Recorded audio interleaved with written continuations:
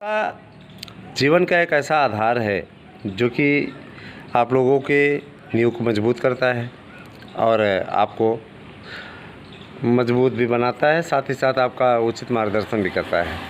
मित्रों, मैं ज़रूर कहना चाहूँगा कि टीचर्स भर्ती के लिए इसमें कैलेंडर बनाने का कार्य चल रहा है।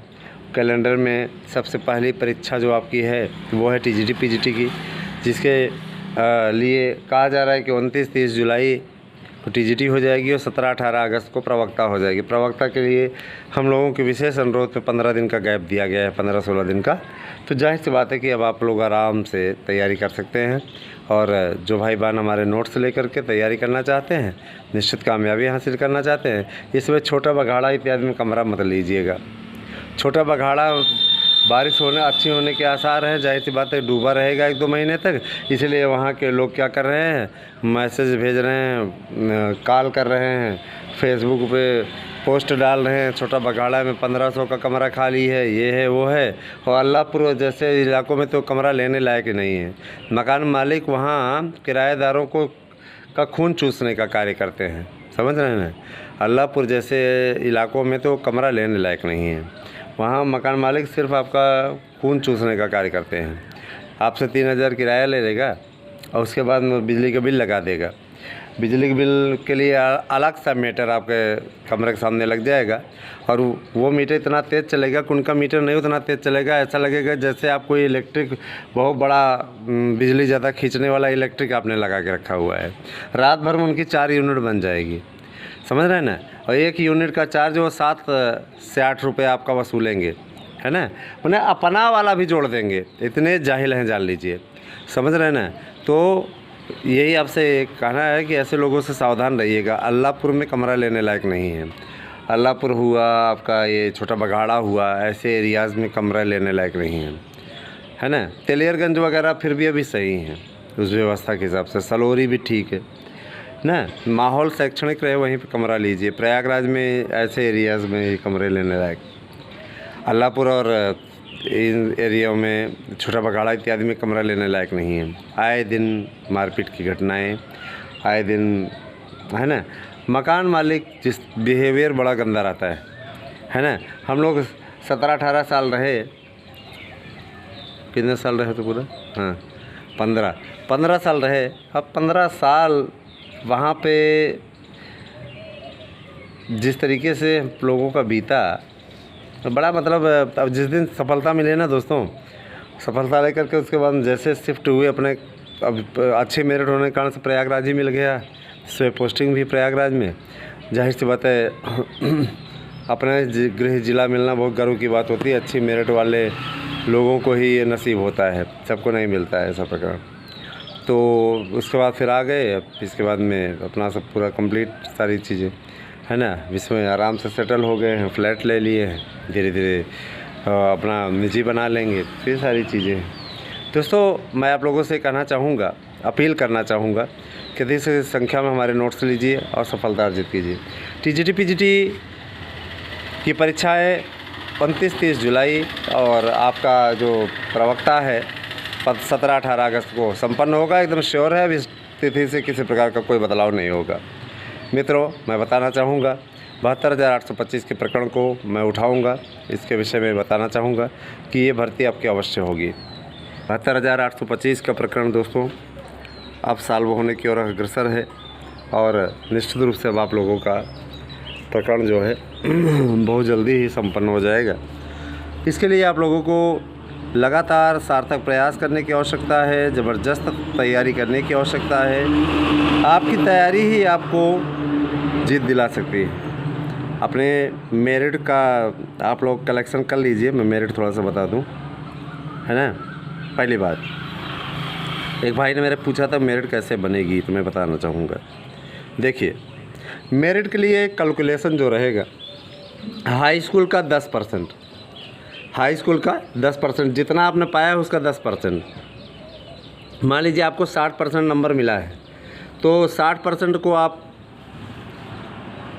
भाग दे लीजिए 100% से, 6 आया, 6 अंक आपका जुड़ गया। इसके बाद इंटर का 20% लिया जाएगा, ठीक है। इंटर का 20% लिया जाएगा। तो जाहिर सी बात है जितना परसेंट आपको मिला है ना, उतने का आप 20 से गुणा कर दीजिए और उसके बाद में 100 से भाग दे लीजिए, आपका निकल आएगा जितना अंक आ जाता है वही आपका। बीए में आपका रहेगा 40%, ठीक है, बीए में आपका 40% रहेगा, उसी प्रकार से निकाल लीजिए। इसके बाद आपका बीएड में रहेगा 30%, थ्योरी प्रैक्टिकल सभी मिला करके, ठीक है, इस प्रकार का रहेगा। दोनों मिला करके रहेगा, अलग अलग नहीं रहेगा कि फर्स्ट वालों का इतना, सेकंड वालों का इतना, थर्ड वालों का इतना, इस प्रकार की कोई बात नहीं है। मेरिट एकदम क्लियर है। और पहली मेरिट जो जाएगी वो जाएगी 70 के ऊपर। आप लोगों ने देखा था पहली मेरिट, उसमें भाई जब मैंने बताया था आपको कि अलग अलग फ़ोटोग्राफ लगे हुए हैं, तो इस तरीके की चीज़ें हैं, तो जाहिर सी बात है कि दहशत तो बने रहेगी ना ना, दहशत बनी ही रहेगी। जाहिर सी बात है कि ऐसी चीज़ों से थोड़ा सा देखना पड़ेगा। इसीलिए आप लोगों से ये कहना चाहेंगे कि जो है ना दोस्तों, हाँ देखिए एक बड़ी अपडेट आ गई है। लखनऊ के एक न्यूज़पेपर में छपा हुआ है, 72,000 के 825 की काउंसलिंग से जुड़ी हुई बड़ी खबर का खुलासा हुआ है। मैं इस न्यूज़ को पूरा पढ़ देता हूँ दोस्तों, देख लीजिएगा। लखनऊ का न्यूज़पेपर है जी। सेंड करिए। Very good. इसमें दिया हुआ है, शासन ने टेबुलेशन रजिस्टर बनाने का आदेश दिया है। देखिए बहुत ही अच्छी बात है, टेबुलेशन रजिस्टर आपका बन रहा है। जाहिर सी बात है वर्षवार नियुक्ति की खबर को बताया अफवाह। देखिए सचिव ने बताया है कि वर्षवार नियुक्ति जैसी कोई बात नहीं है। इस प्रकार की बातें जो फैला रहे हैं, अफवाहें फैलाई जा रही हैं। पुराने विज्ञापन पर कार्य जारी है, उसकी बची शेष 6,000 अवशेष सीटों पर और 72,825 के नए विज्ञापन पर बची हुई कुछ सीटों पर काउंसलिंग होगी। कुछ सीटों का मतलब ये है कि हमने बताया था आपको 25,000 सीटें हैं दोस्तों, तो निश्चित रूप से उस पर काउंसलिंग होंगी। मैं बयान पढ़ देता हूँ सचिव महोदय का। हम लोगों को कोर्ट के आदेश की प्रति मिली है, जिसमें यह स्पष्ट कहा गया था कि अब आप अपने विज्ञापन को 2012 में निकले हुए अपने विज्ञापन को आगे बढ़ाने के लिए स्वतंत्र हैं। शासन ने पूरी तरीके से कमेटी गठित की थी, जिसके आधार पर यह संज्ञान में आया कि अधिसंख्य संख्या में ऐसे अभ्यर्थियों का चयन हो चुका है जो कि पुराने और नए विज्ञापन में कॉमन थे।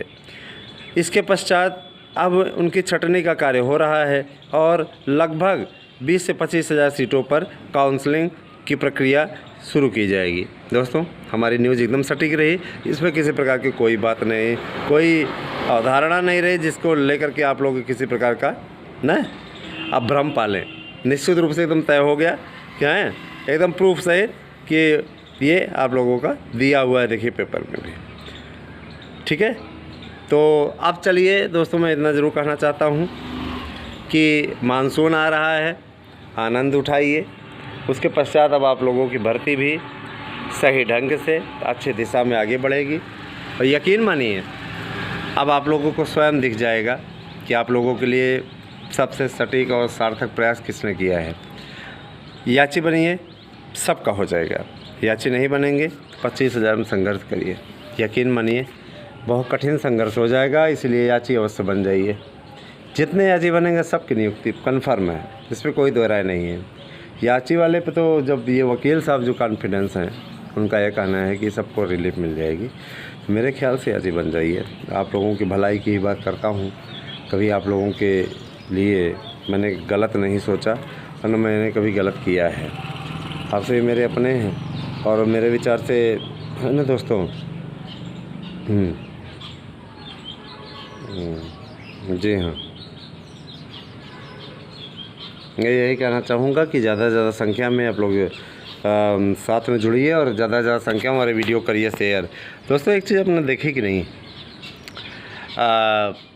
भारतीय शेर जो होते हैं, यहाँ भारत की पिच पर IPL खेलते हैं तो छक्के चौके जड़ते हैं, और जब ऑस्ट्रेलिया इत्यादि के दौरे पे जाते हैं तो उनके पैरों में दही जम जाती है, मेहंदी लग जाती है, बेचारे उठाना नहीं चाहते। तो यहाँ पे बड़े चौके छक्के लगाते हैं, लेकिन वहाँ पे चौके छक्के लगाने की बारी आती है तो न जडेजा काम आते हैं न शुभमन गिल। यही तो दुर्भाग्य है। मैंने IPL में इतना पैसा लुटा करके लोगों को बर्बाद कर दिया है ना कि लोग जहाँ ज़्यादा पैसा मिलता है वहीं आराम से अच्छे से खेलते हैं। जहाँ इनको मेहनत करने की बारी आती है, टेस्ट जैसा प्रारूप रहता है, वहाँ पे परिश्रम नहीं करना चाहते, ये खेलना ही नहीं चाहते, इनके बल्ले पे गेंद ही नहीं आती, ये आउट हो जाते हैं। इस प्रकार की चीज़ें देश के लिए भी खेलना सीखिए। ऑस्ट्रेलिया वालों से सीखिए, IPL नहीं खेलते क्या वो? इसमें ने शतक जड़ा है ना। और हमारे यहाँ के बल्लेबाज इस प्रकार की चीज़ें करते हैं। भारतीय टीम का निराशाजनक प्रदर्शन अवश्य चिंताजनक होता है दोस्तों, लेकिन क्रिकेट है, फिर ये सोचा जाता है क्रिकेट है, अच्छा करेंगे, ज़रूर करेंगे। और इंडिया ने भी काफ़ी कीर्तिमान बनाए हैं। सहवाग जैसा बल्लेबाज थोड़ी नहीं मिलता हर किसी को। हालांकि इसमें शुभमन गिल, सूर्य कुमार यादव जैसे बल्लेबाज आए हैं जो कि अच्छा परफॉर्म कर रहे हैं और सहवाग की याद दिलाते हैं, है ना, कि किस प्रकार से खेलते हैं। सहवाग ने तो क्रिकेट की परिभाषा ही बदल दी थी, हैं। मेरे फेवरेट खिलाड़ी हैं सहवाग, वीरेंद्र सहवाग। तो जाहिर सी बात है, सहवाग ने क्रिकेट की परिभाषा बदल दी थी। पहली गेंद से ही चौका छक्का शुरू ना, लगाना शुरू। कोई भी गेंद कठिन हो चाहे जैसे हो, उसको बाउंड्री पार कराने में उनको महारत हासिल। और अभी भी जब WTO इत्यादि कहीं पे खेलते हैं तो मैं वो मैच देखता हूँ, अभी भी वैसे खेलते हैं, है ना। तो निश्चित रूप से अब तो एक विश्वविद्यालय भी चला रहे हैं वो, है ना। प्रोग्राम है, कभी मिलने के लिए जाएंगे, ज़रूर मिलने जाएंगे। तो फ़ैन है भाई, निश्चित रूप से मिलना होगा। मिलनसार व्यक्ति हैं, बहुत ही अच्छे इंसान हैं, है ना, जाहिर सी बात है। लेकिन अपॉइंटमेंट लेना पड़ेगा भाई, बड़े लोग हैं, है ना, तो मिला जाएगा ज़रूर। दोस्तों मैं ये ज़रूर करना चाहूँगा कि आप लोग एकदम निराशावादी वातावरण छोड़िए, और नोट्स सब आप लोगों को फ्री में ही मिल जाएगा अगर आप याची बन जाते हैं। तो याची के साथ ही आपको नोट्स भी मिल जाएगा। TG की तैयारी आराम से करिए, कोई समस्या नहीं है। किसी प्रकार की दिक्कत होगी तो उस दिक्कत को दूर किया जाएगा, मैं आपसे प्रॉमिस करता हूँ, ठीक है। तो बने रहें आप हमारे साथ में, और इसी प्रकार से अपना स्नेहिल आशीर्वाद इस YouTube चैनल पर बनाए रखें। ज़्यादा से ज़्यादा संख्या में हमारे वीडियो को करिए शेयर, और ज़्यादा से ज़्यादा लोगों को इसमें ऐड कीजिए। तो कैसी लगी वीडियो अवश्य बताइएगा। बहरहाल हमने तो अपना कर्तव्य पूरा किया, अब आपका कर्तव्य है कि आप आज के दिन कम से कम 50 सब्सक्राइबर जोड़िए दोनों ही YouTube चैनलों पे अच्छी स्थिति में, ठीक है। 72,825 के प्रकरण में हम लोग लगे हुए हैं। 25,000 ही नहीं, 50,000 के लगभग काउंसलिंग कराई जाए, उसके लिए भी हम लोग लगे हुए हैं, ठीक है। ऐसा अन्याय ना हो, इसके लिए भी हम लोग लगे हुए हैं। तो धन्यवाद, आपसे दिन शुभ हो। Thank you.